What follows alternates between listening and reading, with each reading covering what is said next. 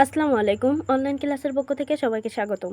Online ক্লাসের ধারাবাহিক প্রক্রিয়ায় আজকে আলোচনার বিষয় হলো ষষ্ঠ শ্রেণীর বাংলা বইয়ের ১৩৮ পৃষ্ঠার দ্বিতীয় পরিচ্ছেদ আলোচনা করতে শেখা। ঘটনা নিয়ে চিন্তা করি। আর সব দিনের মতো সেদিনও মিলি রাতুলরা খেলতে গিয়েছিল। মাঠে এসে দেখতে পেল কয়েকজন লোক ফিতা নিয়ে মাপজোক করছে।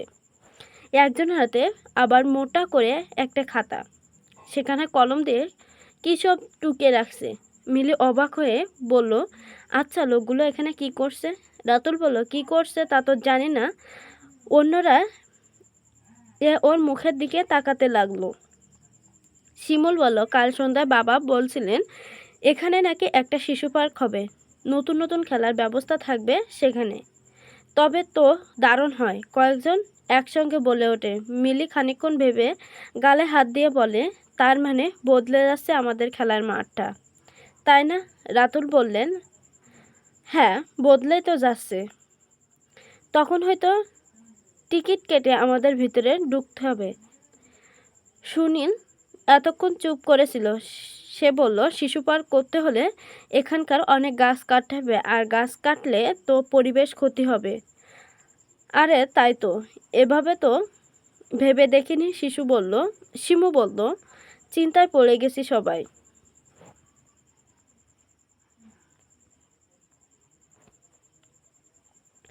যুক্তি দিয়ে নিজের অবস্থান গ্রহণ করি।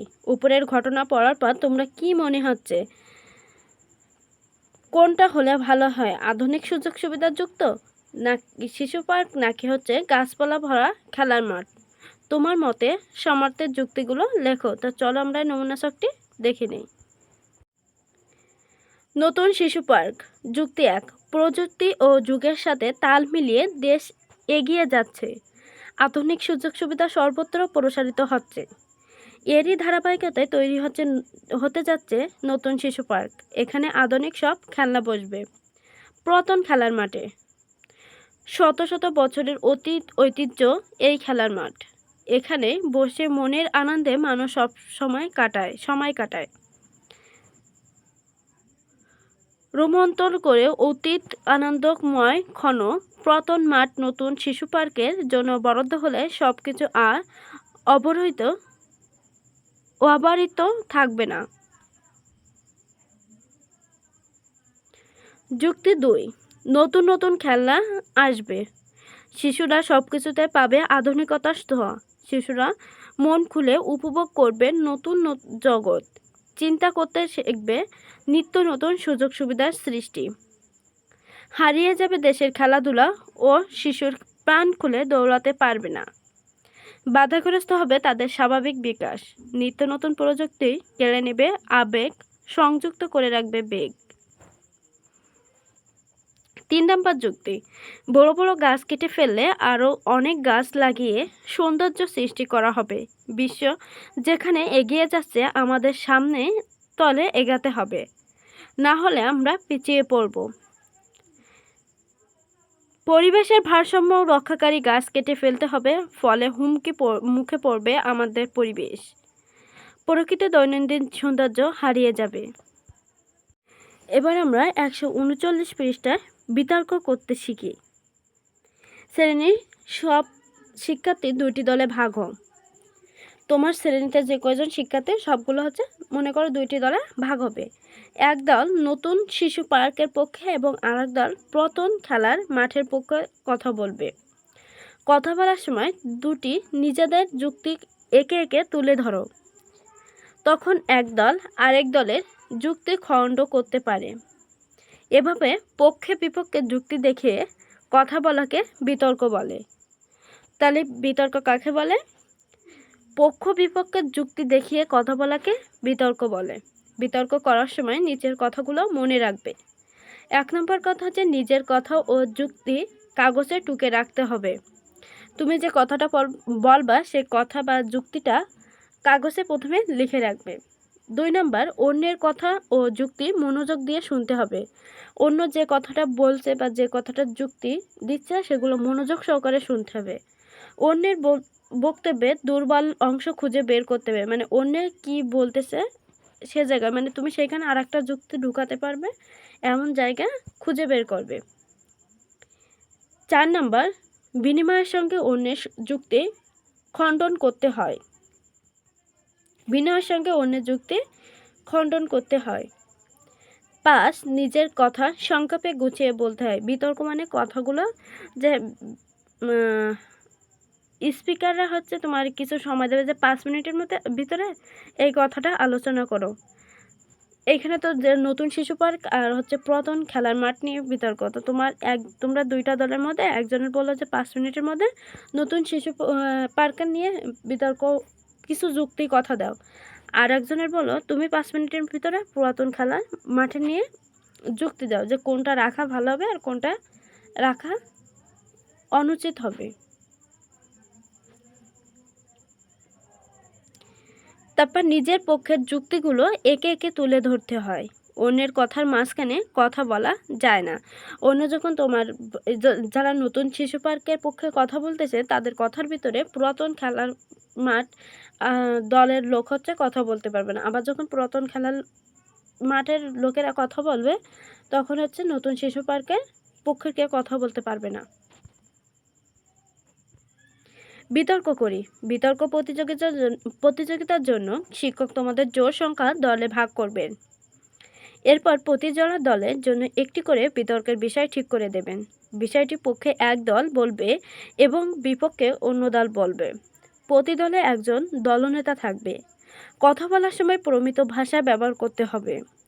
যুক্তি পাল্টা যুক্তি ও ভাষা ব্যবহারের পারদর্শিতার ভিত্তিতে শিক্ষক বিজয়ী দলকে ঘোষণা করবে। তো চলো আমরা এরকম একটা নমুনা বিতর্ক দেখে নিই। হচ্ছে মনে করো এখানে দুইটা অংশ নিয়েছে, একটা হচ্ছে পাঠ্য বইয়ের পক্ষে আর একটা হচ্ছে পাঠ্য বহির্ভূতর পক্ষে, মানে বহির্ভূত মানে পাঠ্য বইয়ের বাইরে। এই দুইটা নিয়ে বিতর্ক হচ্ছে। তো প্রথম দেওয়া হচ্ছে পাঠ্য বইয়ের পড়লে তো যথেষ্ট হয়ে যায়। অনেকেই বলে যে পাঠ্য বই পড়লে সব কিছু হয়ে যায়, আবার অনেকেই বলে পাঠ্য বইয়ের জ্ঞান ধারণা বা তথ্য এইটুকুর মধ্যে সীমাবদ্ধ। তারপর 2 হচ্ছে পাঠ্য বইয়ের বাইরে অন্য বই পড়ার সময় বের করা কঠিন,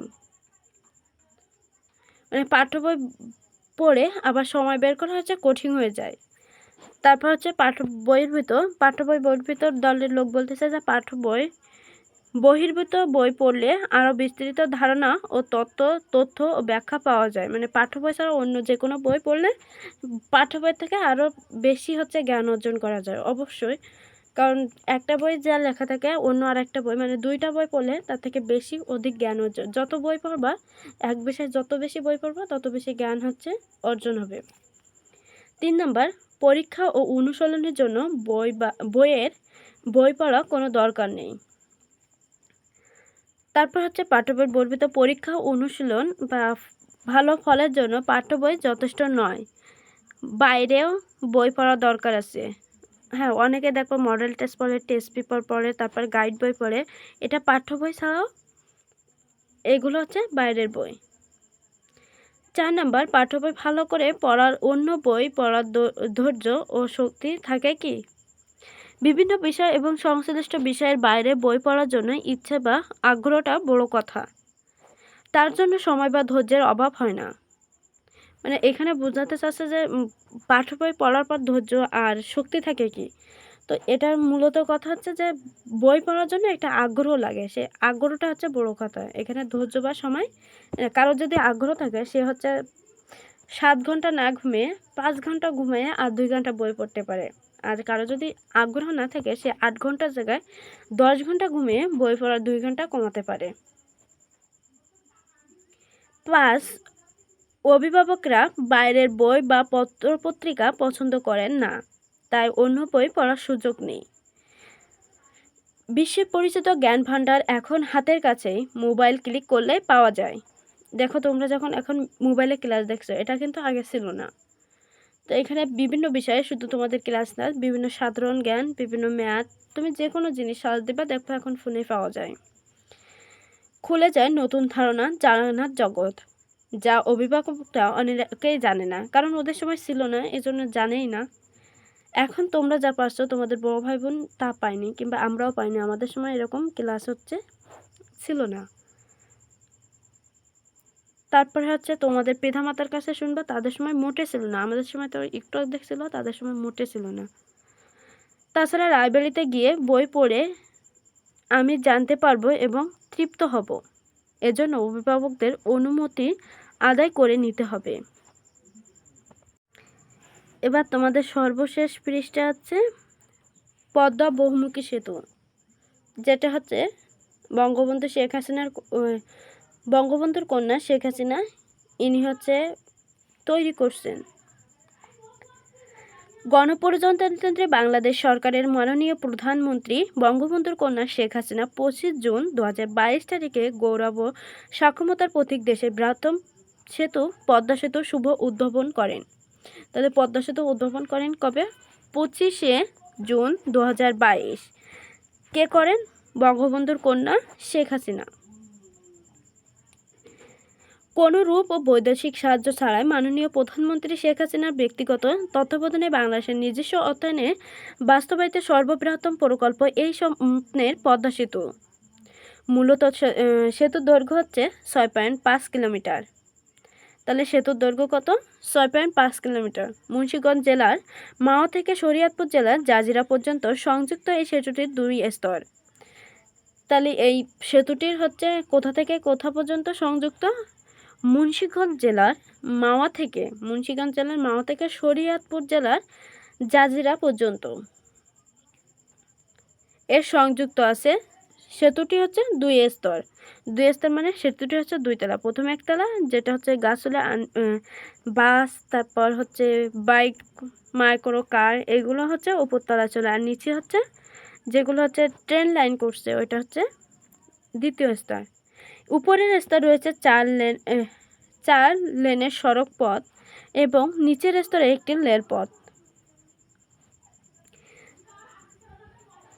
30,000 কোটি টাকারও অধিক ব্যয়ে তৈরি এই সেতুটি বাংলাদেশের দক্ষিণ অঞ্চলের সামাজিক, অর্থনৈতিক ও শিল্পী বিকাশের উল্লেখযোগ্য অবদান রাখার পাশাপাশি উপকারী ভোগ হবে সারা দেশের মানুষ।